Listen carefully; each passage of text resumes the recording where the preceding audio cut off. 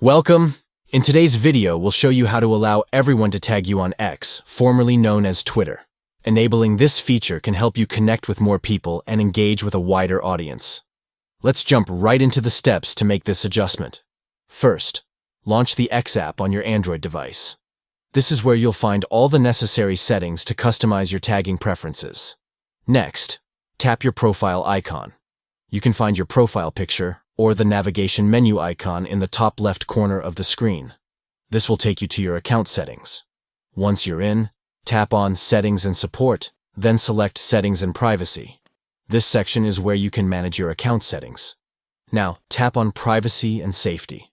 This is where you'll find options related to your privacy and who can interact with you on the platform. Next, look for Audience and Tagging. This area allows you to control how others can tag you in photos and posts. Now, enable photo tagging. This is the crucial step that allows others to tag you in their media. Finally, select Anyone can tag you. By choosing this option, you're opening the door for all users to tag you, enhancing your visibility on the platform. By following these steps, you can easily allow everyone to tag you on X, making it easier to connect and share experiences with a broader audience. Thanks for watching. Don't forget to like and subscribe for more helpful tips.